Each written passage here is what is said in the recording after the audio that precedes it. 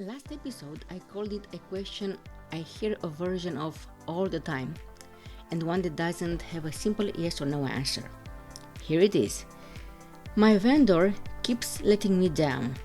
Should I give them another chance or find someone new? Simple to ask, not so simple to answer.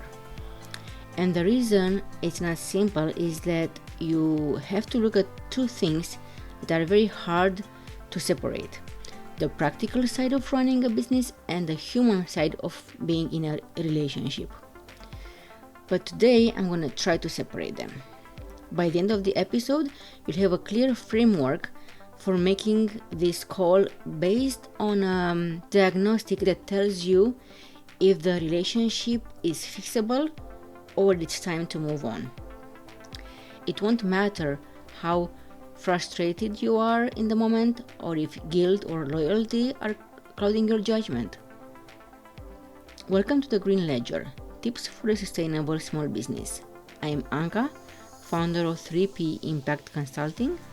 This season, I'm answering your questions about building resilient, responsible businesses. Each episode tackles one question with practical and actionable answers you can use right away. Let's dive in. Let me introduce you to Carmen. Carmen runs a small candle and home goods business. She's been building it for about 4 years. Started with a few cents, now she has a full line, a growing list of wholesale accounts, and an online store that does well, especially around the holidays. Her brand is warm and beautifully designed. That design is a big part of what she sells. About 2 years ago, Carmen found a graphic design studio she loved. Small operation, 2 people. They understood her immediately. The first project, a full brand do-over, came out exactly right. She was thrilled. Then the pattern started. New product launch coming up, Carmen submits everything she needs on time. 3 weeks go by, she follows up, she gets an apology, a partial draft, and a new deadline. The new deadline arrives, she follows up again, more apologizing. The final files land 2 days before she needs to go to print, and every single time something needs a revision that there is no time for.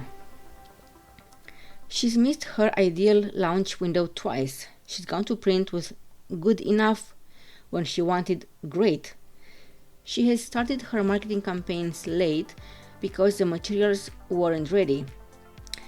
And she's had a conversation where they apologize and she accepts and they promise it to be different 3 times now. Here's what Carmen keeps asking herself. They're talented. They know my brand. Starting over feels like going backward. But how long can I keep running my business around someone else's incompetence? You've been in Carmen's position. You know this is not an easy or clean business decision. There's history and effort invested. And there's the real cost of starting over.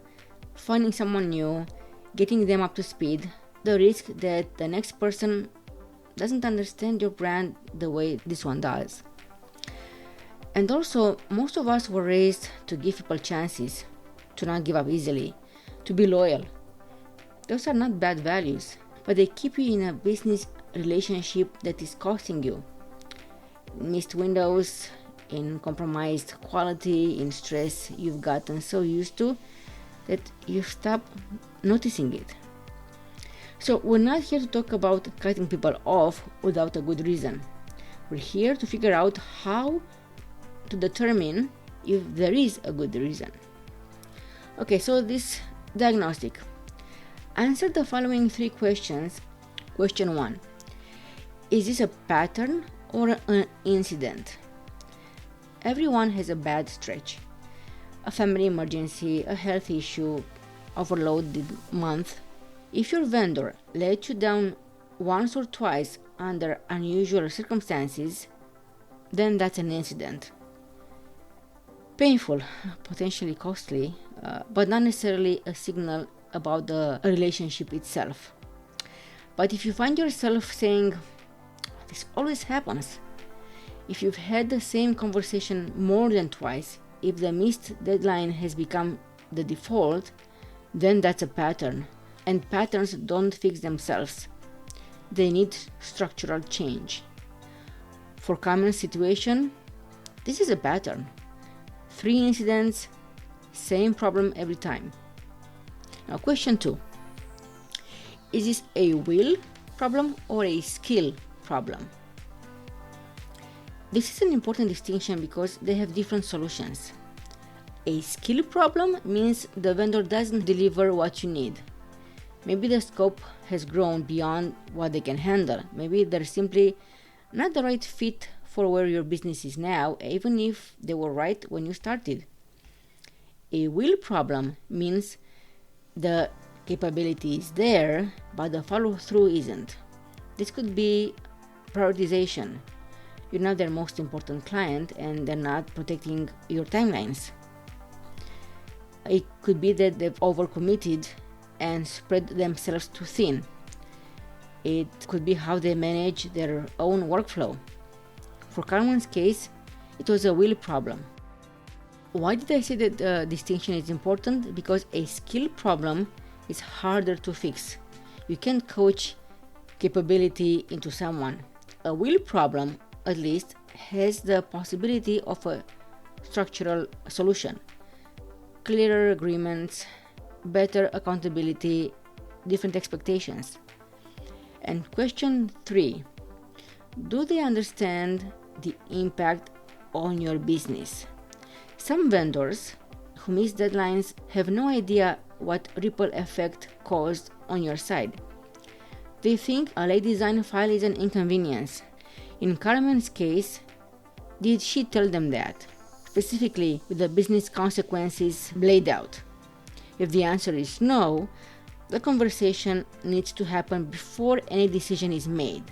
If the answer is yes, and you've told them clearly, they understand the impact and the pattern continues anyway, that's telling you something too. So let's say you run the diagnostic and you decide the relationship is worth one more real attempt. Maybe it's a will problem, not a skill problem. Maybe you haven't had the direct conversation yet. Maybe the quality is genuinely exceptional and the switching cost is very high. If you decide to stay, some things still have to change. Staying without changing anything is just hoping, and hope is not a good vendor management strategy. Now, first, have a serious conversation. Not the version where you soften it and they apologize and everyone moves on feeling okay. The version where you say, here's what has happened, here are specific impacts on my business, and here's what has to be different for us to keep working together. Name the incidents, name the costs. And second, set written conditions, specific details documented. A defined revision window, a clear expectation of what happens if a milestone is missed. Vendors need that clarity too. It protects them also. And third, put a time limit on it. Say, the next 2 projects need to hit their milestones, and if they don't, we'll part ways. This tells them you're serious and gives you a clean decision point so you're not back for the same conversation and same decision making 6 months from now. And in the meantime, protect your operations regardless. Build more lead time into your own planning. Don't depend on their deadline. Depend on a deadline that gives you a buffer. Now, let's say the diagnostic is clear. There's a pattern there. The conversation has already happened more than once and the will isn't there, or the skill isn't there for where your business is now. It's time. A few things to handle this well. First one is, don't burn the bridge. A professional ending, acknowledging what worked, being clear about where you need to go, is the right move. You don't know when you're gonna cross paths again, And the reputation you build in how you end relationships matters as much as the one you build in how you start them. Now, another thing is to get your assets before you close out. Every source file in a format you can hand off to someone new, not just the final export versions, the working files. This step is sometimes overlooked, and it can cost you significantly in time and money when you're onboarding a new vendor who has to rebuild things from scratch because you only have JPEGs. Also, don't wait until you have a replacement to tell them you're moving on. It's tempting to stay vague until you've lined up someone new, but if there is active work in progress, close it out cleanly. Stringing someone along while you're already interviewing the replacement isn't fair to them, and it creates a messy handoff. And when you are looking for someone new, use a scorecard approach we talked about in episode 6. It was built around product suppliers, but the principle applies to service vendors as well. Ask about their process and communication, ask what their capacity looks like, ask what happens when a project runs behind. These answers and the way they answer will tell you a lot what it would be like working with them. Let me touch on the bigger picture too. Carmen's design studio is not just a vendor. In her business, brand presentation is part of the product itself. The design is what her customers see before they ever open a package or smell a candle. A vendor who consistently delays work isn't just causing frustration, they're creating a risk to her revenue, her wholesale relationships, and ultimately her brand. That's a resilience issue, not just operational inconvenience. Every vendor you depend on for something critical to how you operate or how you go to market is part of your resilience chain. Like any vulnerability in your resilience chain, the solution isn't automatically cutting ties. It's understanding your risk, managing it, and not letting loyalty keep you exposed. Okay, so we got to your actions for the week part. 3 things. 1. Think of the vendor relationship in your business that has been creating the most friction. Run it through the 3 questions. Is it a pattern or an incident? Is it a will problem or a skill problem? Do they understand the impact on your business? Just answering these questions is a very useful exercise, whether you act on it right now or not. 2. If the answer points towards staying with conditions, write down what those conditions are before you have the conversation. Get specific, deadlines, deliverables, what changes, and by when. Walking into that conversation without specifics is what leads to another round of apologies and another round of let's see how the next one goes. And 3, if the answer points towards going, start with your assets. Before the relationship closes out, make sure you have everything, the source files, working files, brand elements, templates. Don't assume it's gonna be okay and easy to retrieve them later. Stay or go isn't really a question about loyalty. It's a question about whether the relationship as it currently exists is serving your business or costing it.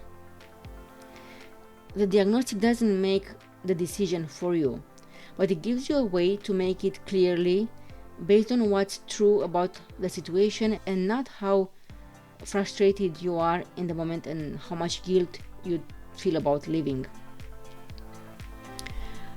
Okay, so that's it for today on this topic. For the next episode, we're starting something a little different. I've been getting questions about artificial intelligence. How do you know when it's time to bring it in your business and how to do it right? There is so much to say here that I can't fit it into one episode, so I'm making a mini series out of it. 3 episodes. At this point, almost everyone is using AI in their business in some way. So over these 3 episodes, we'll talk about what to look for, what to pay attention to, and where it can help a business like yours, and how to use it without getting burned. Okay, thanks for listening to the Green Ledger. Sorry. If today's episode sparked a question for you, something you're dealing with in your business, send it to me. My email is in the show notes. Your question could become the next episode. If you found this episode helpful, share it with another small business owner who's been stuck in that loop of apologies and missed deadlines and can't quite make the call. Until next time, small steps lead to big impact, and resilience isn't just about surviving, it's about thriving. Bye.